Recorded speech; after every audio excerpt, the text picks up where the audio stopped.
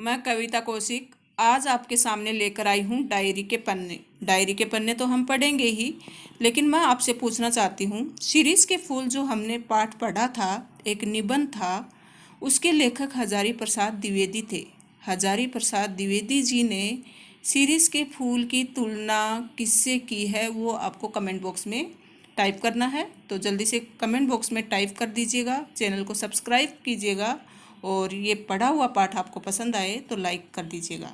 चलिए बच्चों, शुरुआत करते हैं। बच्चों, डायरी लेखन साहित्य की एक ऐसी विद्या है जो यथार्थ पर आधारित होती है, अर्थात इसमें कल्पनाएं कम होती हैं और सत्य घटनाओं का उल्लेख ज़्यादा किया जाता है। तो आज हम एन फ्रैंक की डायरी पढ़ेंगे, जिसकी लेखिका 13 साल की एन फ्रैंक है। एन फ्रैंक का जन्म 12 जून 1929 को जर्मनी के फ्रैंकफर्ट शहर में हुआ था। इन्होंने अपने जीवन में नाजीवाद की पीड़ा को सहा। इनकी मृत्यु फरवरी या मार्च 1945 में नाजियों की यातना के कारण ही एक यातना गृह में हुई थी। तो यहाँ पर यहूदी परिवार था ये, और इनके ऊपर यातना, शोषण, अत्याचार हुआ। उसके चलते एन फ्रैंक की भी मृत्यु हो गई थी। और एन फ्रैंक ने वो 2 साल जो छुपकर निकाले नाजीवादियों से, उनके शोषण से बचने के लिए, उन 2 साल के अंतर्गत ये डायरी उन्होंने लिखी थी। बच्चों, एन फ्रैंक की ये डायरी दुनिया की सबसे ज़्यादा पढ़ी जाने वाली डायरी है। ये मूलतः 1947 में डच भाषा में प्रकाशित हुई। इसका अंग्रेजी अनुवाद the diary of young girl शीर्षक से प्रकाशित हुआ। ये डायरी इतिहास के सबसे पुराने आतंकवाद और दर्दनाक अध्याय के साक्षात अनुभव का बयान करती है। इस पाठ में लेखिका जर्मनी के नाजियों द्वारा दी गई यातनाओं का वर्णन कर रही है। तो चलिए शुरुआत करते हैं डायरी के पन्ने। इसमें 10 डायरी के पन्ने का उल्लेख है और एक एक करके हम पढ़ेंगे, जो कि 2 साल के अंतर्गत पूरे होते हैं। 1942 में पहली डायरी का पहला पन्ना हमें पढ़ने को मिलेगा और लास्ट में 1944, ऐसे करके 10 पन्ने हैं डायरी के। हम एक एक पन्ने को पढ़ेंगे कि किस तरह से एन फ्रैंक और उसका परिवार और साथ ही उसका पड़ोसी परिवार, टोटल 8 सदस्य किस तरह 2 साल तक यातनाएं भुगतते रहे और अंत में एन फ्रैंक की मृत्यु हो जाती है।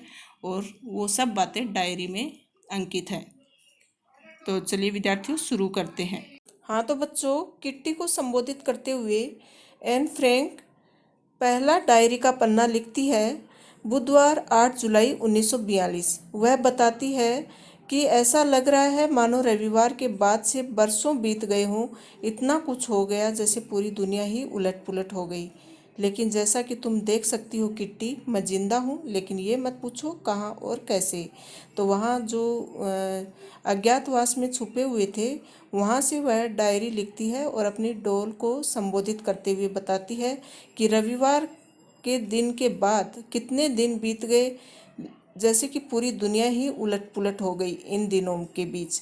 तो मैं बताती हूँ कि मैं कैसी हूँ और किस हाल में हूँ। ये तुम्हें समझ में नहीं आएगा, लेकिन मैं शुरू से बताती हूँ कि उस दिन रविवार के दिन हमारे साथ क्या हुआ था, हम कैसे वहाँ से निकले थे सारा सामान पैक करके, है ना। तो ये सब उसे बताती है, शुरू से बताती है।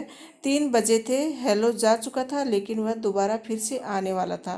तभी दरवाजे की घंटी बजी। चूंकि मैं बालकनी में धूप में अलसाई सी बैठी थी। कौन? Anne Frank.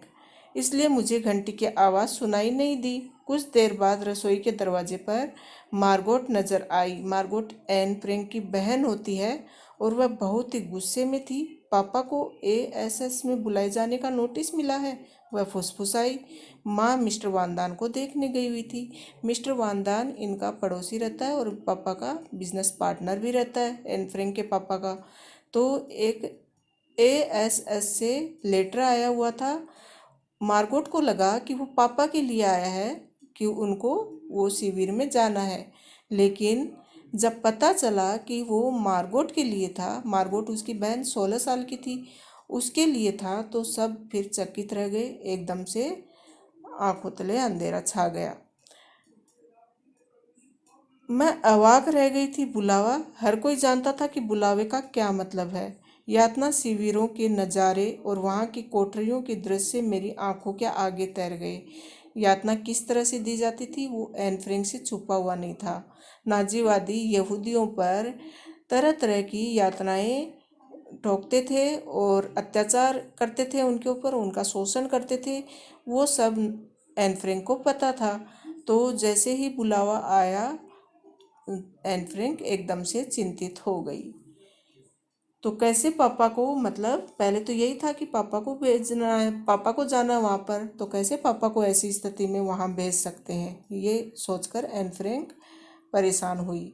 फिर बाद में पता चला माँ मिस्टर वानदान से पूछने गई है कि कल हम छुपने की जगह पर जा सकते हैं। वानदान परिवार भी हमारे साथ जा रहा था। हम लोग कुल मिलाकर 7 लोग होंगे। हम आगे बात ही नहीं कर पाए। ये ख्याल कि पापा यहूदी अस्पताल में किसी को देखने गए हुए हैं, माँ के लिए इंतज़ार की लंबी घड़ियाँ, गर्मी, सस्पेंस, इन सारी चीज़ों ने हमारे शब्द ही हमसे छीन लिए। तभी दरवाजे की घंटी बजी। ये हेलो ही होगा, मैंने कहा था। फिर एन फ्रैंक की जो बहन थी उसने कहा कि दरवाज़ा मत खोलना। मार्गोट ने हैरान होते हुए मुझे रोका, लेकिन इसकी ज़रूरत ही नहीं थी क्योंकि हमने नीचे से माँ और मिस्टर वानदान को हेलो से बात करते हुए सुन लिया था। तब दोनों ही भीतर आए और अपने पीछे का दरवाज़ा बंद कर दिया। जब भी दरवाजे की घंटी बजती तो मुझे या मार्गोट को उचक कर नीचे देखना ही पड़ता कि क्या पापा आ गए हैं। हमने किसी को भीतर नहीं आने दिया। मुझे मार्गोट को बाहर भेज दिया गया क्योंकि वानदान माँ से अकेले में बात करना चाहते थे।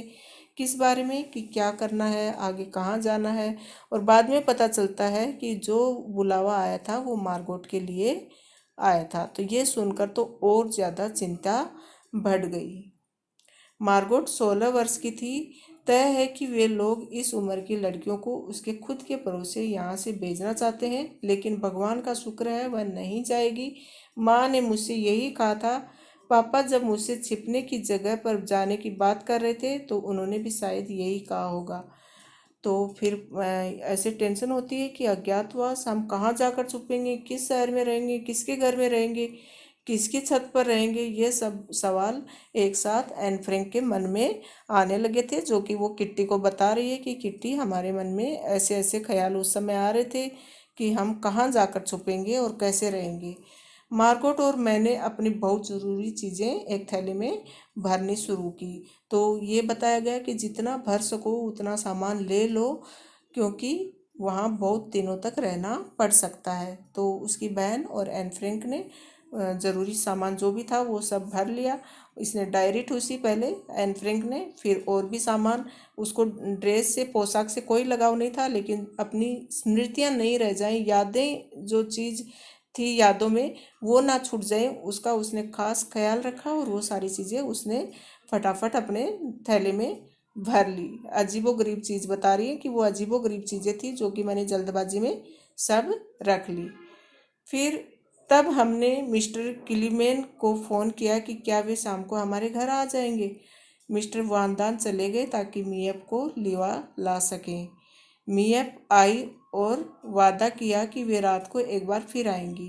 तो मीएफ ये सब रहते हैं, ये जो इनके पिता रहते हैं उनके ऑफिस में काम करते हैं और इनके बिजनेस पार्टनर भी हैं। तो वे अपने साथ जूतों, ड्रेसों, जैकेटों, अंडरवियरों तथा स्टॉकिंग से भरा एक थैला लेकर गई। इसके बाद हमारे फ्लैट में सन्नाटा छा गया। इसमें से किसी की भी खाना खाने की इच्छा नहीं हुई क्योंकि सुबह सुबह निकलना था। इसके लिए सबका मन भारी हो रहा था क्योंकि ये अंतिम दिन था उस घर में। फिर आगे बताती है एन फ्रैंक कि हमने अपने ऊपर वाला एक बड़ा कमरा 30 बरस के एक विधुर मिस्टर गोल्डस्मिथ को किराए पर दे रखा था। तय था कि उसे उस शाम को कोई काम धंधा नहीं था। इसके बावजूद, हमारे कई इशारों के बावजूद, वह रात 10 बजे तक वहीं पर मंडराता रहा। मीएफ और जॉन गियज रात 11 बजे आए। तो मीएफ 1933 से ही पापा की कंपनी में काम कर रही थी, इसलिए पापा के करीबी दोस्तों में थी वो। और उसके पति जॉन भी पापा के अच्छे दोस्त थे। एक बार फिर जूते, स्टॉकिंग्स, अंडरवेयर और किताबें मीएफ के गहरे बैग और जॉन की जेबों में गायब हो रही थी। तो ये सारा सामान किसी न किसी के साथ भिजवाया जा रहा था। 11:30 बजे वे खुद भी विदा होकर चले गए। मैं बुरी तरह से थक गई थी।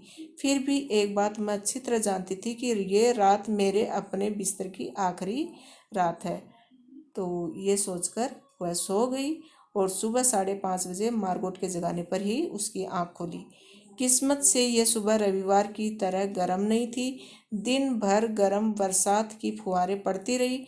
हम चारों ने अपने बदन पर इतने ज़्यादा कपड़े ले लिए थे मानो हम रात फ्रीज में गुजारने जा रहे हैं, क्योंकि इतना सारा सामान हाथ में कैसे लेकर जाएंगे, बैग में भी कितना ठूसेंगे। इसके लिए कपड़े जितने भी थे वो खुद ने ही सारे पहन लिए। तो बाद में बताती है कि सिर्फ इतनी सी ही थी कि हम अपने साथ ज़्यादा से ज़्यादा कपड़े ले जाना चाहते थे। हम जिस स्थिति में थे उसमें कोई यहूदी व्यक्ति कपड़ों से भरा सूटकेस ले जाने के बारे में सोच भी नहीं सकता।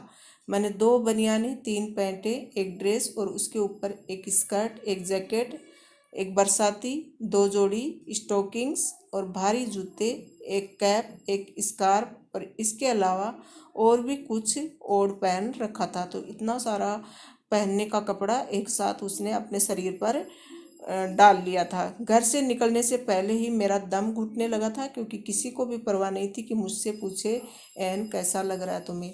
तो ये लेखिका बताती है, एन फ्रैंक, कि उस समय मेरी स्थिति क्या थी, मेरी मनोदशा क्या थी। ये किसी ने भी एक बार नहीं पूछा कि एन तुम्हें कैसा लग रहा है आज घर छोड़ते वक्त। मार्गोट ने अपने थैले में स्कूल की किताबें ठूस ली और वह अपनी साइकिल लेने चली गई। फिर मीएफ की निगरानी में अज्ञात जगह के लिए रवाना हो गई। कुछ भी रहा हो, मेरे लिए तो वह अनजान जगह ही थी। तो बताती हैं कि पापा का जो ऑफिस है उसी के नीचे हम लोग रहने जा रहे थे। सबको जानकारी थी, लेकिन मैं तो उसको अनजान जगह ही मानूंगी। 7:30 बजे हमने भी अपने पीछे दरवाज़ा बंद कर दिया। मुर्तजे की एकमात्र ऐसी जीवित प्राणी भी जिसे मुझे गुड बाय कहना था। हमने गोल्डस्मिथ के लिए जो नोट छोड़ा उसके अनुसार बिल्ली को पड़ोसियों के यहाँ छोड़ा जाना था। तो गोल्डस्मिथ जो कि उनके मकान में रहता था उसके लिए एक नोट छोड़ा था कि उनकी ये बिल्ली है, इसको उनके पड़ोसियों के घर पहुंचा दें। वे ही अब उसकी देखभाल करने वाले थे। खाली बिस्तर, मेज़, बिखरा नाश्ते का सामान, रसोई में बिल्ली के लिए सेर भर मीट, ये सारी चीज़ें यही दर्शाती थी कि हम बहुत ही हड़बड़ी में छोड़ छाड़ कर गए हैं।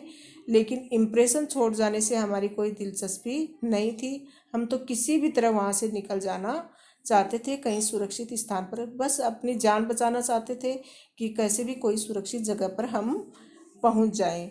तो बताती हैं कि आगे की बात मैं आपको कल बताऊंगी। एन फ्रैंक ऐसा कहती हैं।